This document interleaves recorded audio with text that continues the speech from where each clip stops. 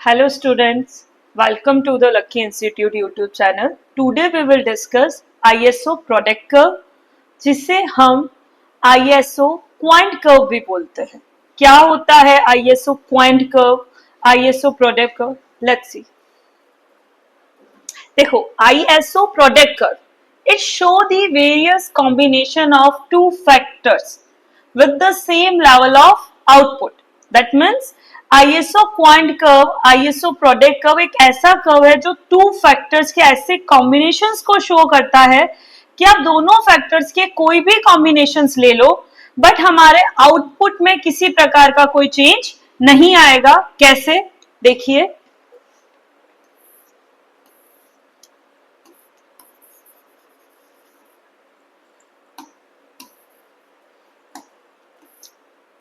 Capital, एक factor capital है and another is labour.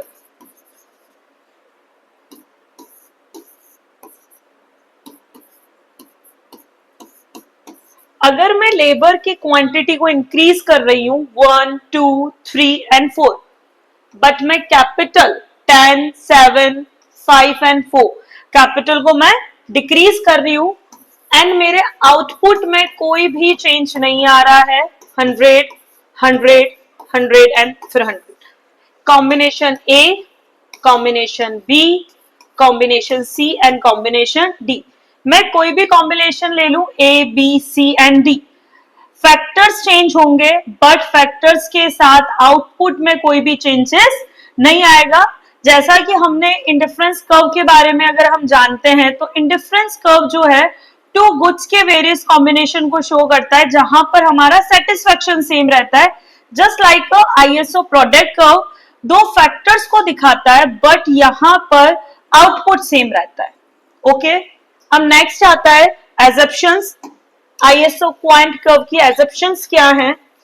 तो एजप्शंस में अगर हम पहले पॉइंट देखें, सबसे first, there are only two factors. जब भी हम ISO क्वांट कर्व की बात करेंगे टू फैक्टर्स होंगे. The second is technology is given, technology में कोई चेंज नहीं होगा. The third is there is continuity in production. Fourth, factor of production are used with fully efficiency. And fifth, capital and labour are able to substitute each other. Okay, अब हम आते हैं ISO schedule की तरफ. क्या है वो? Let's see. देखिए, combination A, B, C and D, 4 combination है. Labour 5, 10, 15 and 20, capital 9, 6, 4 and 3. यहां हम देखेंगे हमारा आउटपुट सेम रह रहा है, आउटपुट में कोई भी चेंज नहीं आ रहा है. फैक्टर्स लेबर एंड कैपिटल जो भी चेंज आ रहा है वो फैक्टर्स में आ रहा है. बस उसमें भी अगर हम चेंज देखें तो वो क्या है? लेबर्स इंक्रीज हो रहे हैं 5, 10, 15 एंड 20 बट कैपिटल जो है वो डिक्रीज हो रही है. हम दो फैक्टर्स को एक साथ इंक्रीज नहीं कर सकते. अगर एक फैक्टर इंक्रीज हो रहा है तो दूसरा फैक्टर हमारा डिक्रीज होगा. अगर हम इसको ग्राफिकली समझे, X axis and Y axis, ISO quant curve की डेफिनेशन ये बताती है ISO quant curve show the various combination of two factors. तो इसके कर्व भी टू फैक्टर्स के साथ में बनेंगे. एक्स एक्सिस पे मैंने लेबर लिख लिया है, वाई एक्सिस जो है कैपिटल को शो कर रहा है. Labour 5, 10, 15 and 20, 5, 10, 15, 20, capital 9, 6, 4 and 3. तो हमने वाई एक्सिस पे कैपिटल शो करी है 3, 6, 9 एंड 12. फर्स्ट कॉम्बिनेशन ए, जब लेबर 5 यूनिट्स है तब कैपिटल 9 है 5.9. Second 10 and 6, 10 and 6. Third 15 and 4, 15 and 4 and last 20 and 3.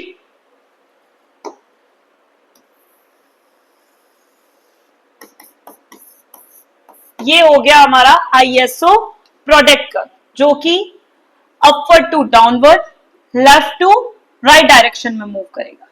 अब आते हैं हम इसके फीचर्स पर. उससे पहले हम डिस्कस कर लेते हैं ISO quant map. ISO quant map क्या होता है? A set of ISO quant curve, a group of ISO quant curve known as a iso map. Just like a indifference curve map जैसा है। जब हम बहुत सारे इंडिफरेंस कर्व ड्रॉ करते हैं तो वो इंडिफरेंस मैप हो जाते हैं। Just same ISO quant curve, जब एक से ज्यादा आईएसओ प्रोडक्ट कर्व हम ड्रॉ कर देते हैं, a set of ISO quant, a group of ISO quant is known as a ISO quant map. अब इसमें सबसे इंपॉर्टेंट क्या है? देखो, X axis and Y axis, ISO quant 1, ISO 2 and ISO 3। ISO quant 1 higher level पर है, higher output को show करेगा। आईएसओ 3 लोअर लेवल पर है, लोअर लेवल ऑफ आउटपुट को शो करेगा। It means higher level of ISO quant show the higher level of output, lower level of ISO quant curve show the lowest level of output. जैसा कि indifference curve में क्या होता था, highest ISO, higher IC show the higher level of satisfaction, lowest IC show the lowest level of satisfaction। अगर हम बात ISO quant curve की करेंगे तो highest ISO quant higher level of output, lowest ISO that means lowest level of output। अब हम बात करते हैं ISO क्वांट के फीचर्स की। First, ISO quant has negative slope. Negative slope का मतलब क्या होता है? Negative means upward to downward. It means अगर हम एक फैक्टर को इंक्रीज कर रहे हैं, it means another must be decrease, दूसरा वाला डिक्रीज होगा। क्योंकि हम इकोनॉमिक्स की बात कर रहे हैं, हम दो दो फैक्टर्स को एक साथ इंक्रीज नहीं कर सकते। It is not be possible. हमारे पास इतना फंड नहीं है, शॉर्ट टाइम पीरियड में इतना टाइम भी नहीं होता है कि हम सारे फैक्टर्स को एक साथ इंक्रीज कर ले। इसलिए एक फैक्टर इंक्रीज होगा, another must be decrease. That's why ISO quant slope negative upward to downward। Second, ISO quant is convex to origin। Convex means like this। convex क्यों होता है? इसका भी एक रीजन है, because the diminishing rate of MRTS। क्या होता है MRTS? MRTS means marginal rate of technical substitution. ये वो रेट है जिस पर हम एक फैक्टर को सब्स्टिट्यूट कर रहे हैं दूसरे फैक्टर्स को बढ़ाने के लिए, उसे हम बोलते हैं MRTS। लेट्स सी, हम देखते हैं MRTS क्या होता है। Marginal rate of technical substitution, it is the rate at which one input can be substitute for another keeping output constant। MRT is a rate at which one input is increased, another will be decrease। एक को बढ़ाने के लिए हमें दूसरे को कम करना होगा, उसे हम MRTS बोलते हैं। लेकिन हमारा MRTS जो है ISO प्रोडक्ट कर्व में डिक्रीजिंग रेट पर होता है। डिक्रीजिंग रेट का मतलब क्या होता है? देखो, हम एक टेबल के थ्रू इसे समझते हैं। Labour and capital, labor 1, 2, 3 and 4, capital 10, 7, 5 and 4। अगर हम देखें first to second, another labour को इंक्रीज करने के लिए, एडिशनल लेबर को माने बढ़ाने के लिए, कैपिटल 10 to 7, 3 कैपिटल को सेक्रीफाइस किया है, सब्स्टिट्यूट किया है। सेकेंड से थर्ड 7 to 5, 2 फैक्टर सब्स्टिट्यूट हो रहे हैं। 3 to 4 दैट मीन्स 5 से 4 1। मतलब मेरा जो सब्स्टिट्यूट करने की रेट है वो हर बार कम हो रही है। पहले 10 to 7 में 3 यूनिट सब्स्टिट्यूट हो रही थी, नेक्स्ट 2 यूनिट, एट लास्ट 1। इसे बोलते हैं डिक्रीजिंग रेट ऑफ MRTS। इस वजह से हमारा ISO क्वांट कर्व जो है, जिसे हम ISO प्रोडक्ट कर्व भी बोलते हैं, कॉन्वेक्स होता है to the origin point.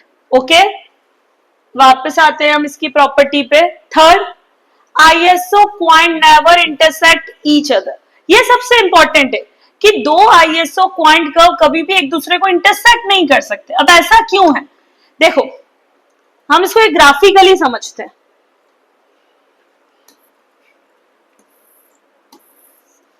X axis and Y axis.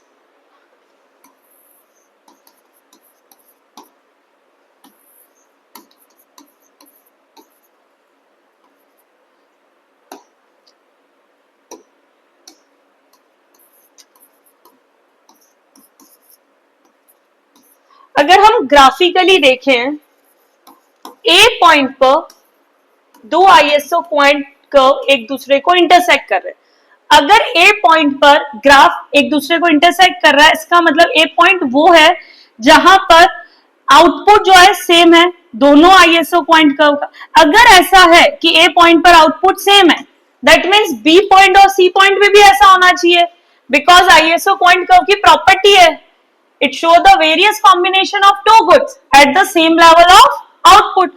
But according to graph, अगर हम ग्राफ के अंदर देखें तो कहीं पर भी B और C पॉइंट एक दूसरे के बराबर हमें नहीं दिखाई दे रहा है। इसलिए हम बोल सकते हैं दो आईएसओ पॉइंट कर्व कभी भी एक दूसरे को इंटरसेक्ट नहीं कर सकते। अगर वो एक पॉइंट पर सेम है तो उनको सारे पॉइंट पर सेम होना होगा, बिकॉज आउटपुट हमेशा क्या रहता है, सेम। अगर ए पॉइंट पर सेम है but B is not equals to C, तो ये तो आईएसओ पॉइंट की प्रॉपर्टी के अगेंस्ट बात कर रहा है, ऐसा तो पॉसिबल ही नहीं है।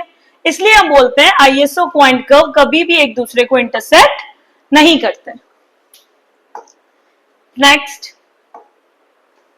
Fourth property, ISO point curve does not touch either x axis और वाई एक्सिस। इसका मतलब क्या होता है, कभी भी आईएसओ पॉइंट कर्व ना तो एक्स एक्सिस को टच करेगा ना ही वाई एक्सिस को। इसका मतलब यह है अगर हम एक्स एक्सिस या वाई एक्सिस पर हमारे कर्व को टच कर रहे हैं, दैट मींस एक फैक्टर को हमने जीरो कर दिया दूसरे को बढ़ाने के लिए।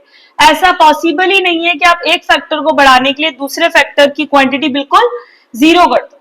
हम उसे डिक्रीज कर देंगे, कम कर देंगे, बट जीरो कभी भी नहीं कर सकते। इसलिए ISO point curve never be touch X axis और वाई एक्सिस।